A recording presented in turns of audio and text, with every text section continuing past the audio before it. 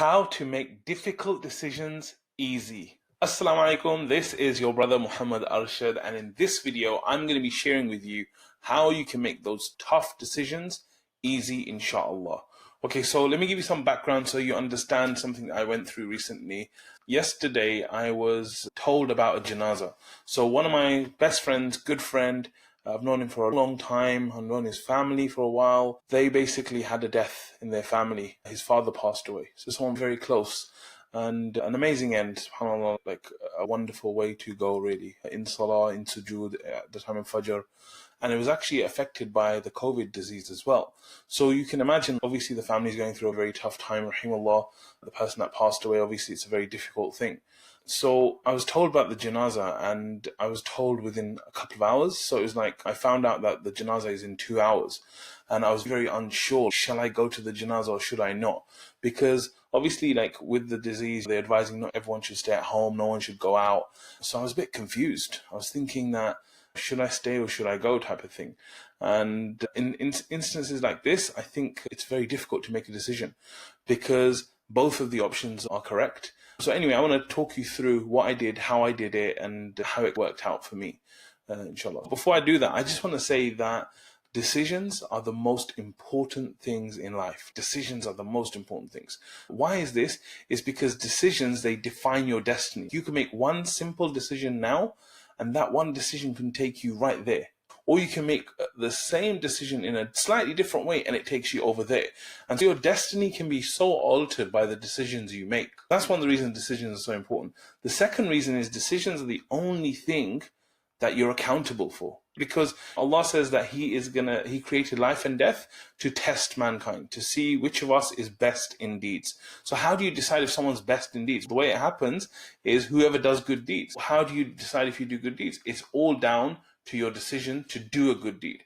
And so you have a choice at every moment to do something good, to do something bad, to do something which is not neither good or bad.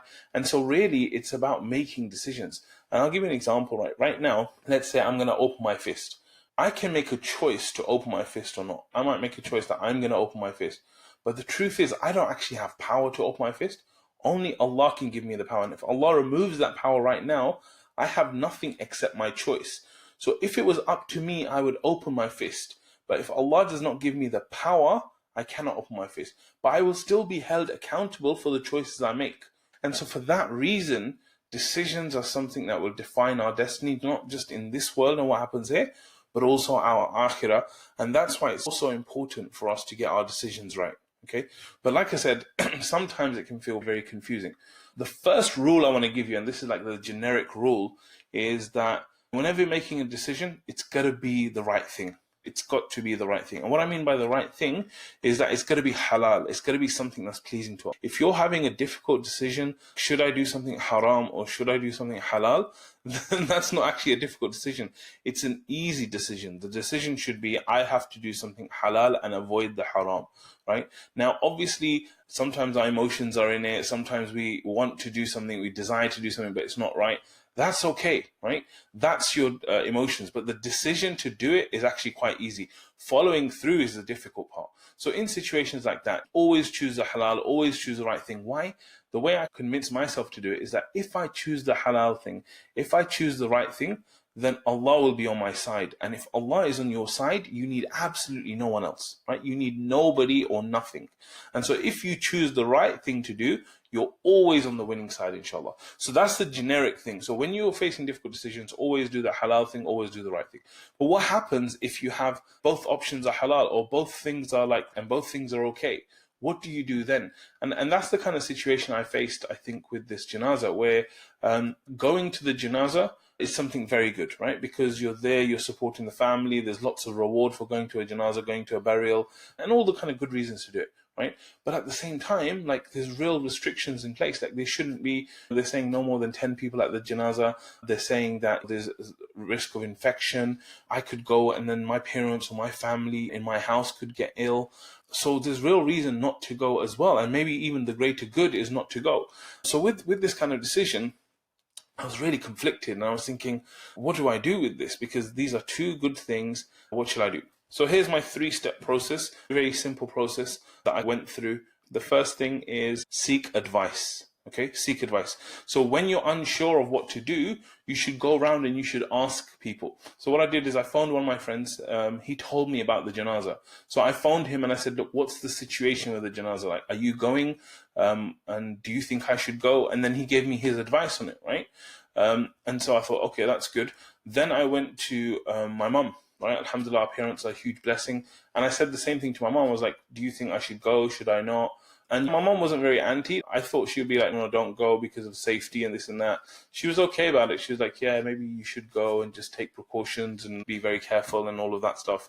And then I just asked my brother, my wife, I just asked people advice. And I think this is something you should do, because when you ask people advice, it starts to give you different perspectives, right? You start thinking, okay, that I didn't think about that. Okay, that's another way of seeing it. Okay, now I understand what that means. And so asking for this advice, I think, is very helpful. And this is something from the Prophet ﷺ. He encouraged us that you should go and ask advice from the believers, right? So the first thing you do when you have difficult decisions is seek advice from people that you trust. Okay. The second thing that I did is that, again, I got the advice, but I wasn't sure. So what I did is I made istikhara. Okay. So istikhara is something from the sunnah where the Prophet ﷺ said that if you have a decision to make, then you can do istikhara. So the way it works is that once you've sought your advice, that you basically choose a decision to go with. Okay. So you have the choice now, and now you have the advice, and you're like, okay, based on all the advice, I'm going to do X, Y, and Z. And so the decision is made before you do the istikhara. And a lot of people confuse this because they feel like, oh, the istikhara is going to answer the question for me. No, what you need to do is get the advice and then make a firm decision. Okay. So what I did is that based on all the advice I got, I thought, you know what? It's good for me to go to the janazah. It's good for me to go, right? So then what I did is I prayed 2 rak'ah. And when I prayed the 2 rak'ah, after the salah, there's a dua of istikhara. You can read it on your phone, on the internet. And I read the dua, and there's a place where you can insert what your decision is. So for example, going to this janazah in the middle of the dua. So I made the dua and I closed it. Okay. So now what's happened is I've got advice, I've made istikhara, and I've made the decision that I'm going to go to the janazah. Okay. So check this out. Now, the third piece of advice I'm going to give you is go all in and give it your all. Okay? Go all in and give it your all. Now that you've made the decision, now that you've gone to Allah to seek His help, to seek His trust, to get help on what you're doing, go all in now. Do not be still, oh, I'm not sure. Should I do this? Should I not do this? There should be none of that now. Why? Because you got great advice. You got Allah's help. What more do you want? What more do you need, right? So make that firm intention to go completely in and go 100% and do not stop until you do it. Okay? So this is what happened. As soon as I finished the istikhara, I went out, I told my family I'm going to the janazah. The first thing my sister said to me, she said, oh, I've got a face mask, do you want to take it? And I was like, wow, alhamdulillah, I'm making this decision and I got a face mask. I was worried that I don't have a face mask to take, so I'll just go without it, right? And Allah provided it for me. So that was great. So I got the face mask and I was like, okay, I'm about to go. Get my keys, I'm about to go. And then my wife comes to me and she says, isn't your insurance finished? Because we got an email about the car insurance. And so now I'm thinking, oh my God, subhanAllah, my insurance is finished, right? I can't actually drive anymore because I don't have car insurance. So then I thought, oh man, what am I going to do? There's no one to take me. What do I do? I then phoned a friend because he lives close by, and I thought, let me ring him and try and jump in with him. Phone him. He's not answering the phone, obviously, right? And time is running out for the janazah now. So I'm like, okay, maybe this is istikhara as well, because sometimes what happens is that you can try your utmost, but it doesn't work out. And then alhamdulillah, Allah's distanced it from you and it's perfect as well. So I'm thinking, is this Allah now distancing the whole thing from me? So then I'm like confused again, and I'm thinking, no, let me try, let me check. So I go on the internet, I look at my email, I'm like, when does this insurance actually finish? Like the exact date that it finishes, right? So I go to the date and I check it up, and it says that the insurance doesn't finish for another 2-3 weeks. So I'm like, alhamdulillah, okay, great. This is a good sign for me, right? Put my phone away, jump in the car, and I drive straight down to the janazah. Now, while I'm going there, I'm thinking, you know what? They might not let me in the cemetery because they got strict rules about how many people are going to turn up. I don't know how many people are going to turn up. And I'm getting worried, but I'm like, look, this is what I've chosen. This is what I'm going to do. And I just go all the way. So anyway, I drive straight to the cemetery.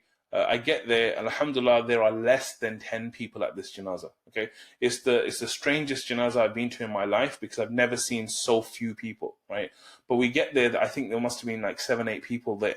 including my friends that their father who passed away, the friends were there as well. So I went there, I met everyone, I said salam, and then we prayed janazah, a very strange janazah. We were praying with distances between us, and just very, subhanAllah, very different to normal thing. Then we did the burial, and yeah, alhamdulillah, the janazah was done, and I left. So when I got back, I really felt, alhamdulillah, like it was a huge benefit to go to the janazah. It just reminded me of so many things. It made me reflect about my own life, what I want to achieve. It made me think about this amazing end that this father had, subhanAllah. I felt like I got so much from going to the janazah, like for myself. Even though I was going to support the family and going for the other reasons, I felt like I got more myself. And this is what the return on investment is like when you do something for the sake of Allah, that the return on investment is amazing. So alhamdulillah, I think that I did the right thing. Allah knows best. Alhamdulillah, I've been fine. Apparently they've been through the COVID incubation period, so they don't have it anymore as well. So alhamdulillah, it's all worked out really well.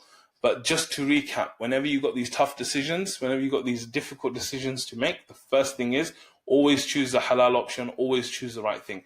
If you have a difficult decision between two halal things, then it's all about, number one, seeking advice from great people that you know, people that you love and trust. Second is making istikhara. And third is going all in and giving it your all. So I hope that Allah makes your decisions easy. I hope Allah puts barakah in your decisions. And inshallah, I'll see you on the next one. Assalamu alaikum wa rahmatullah.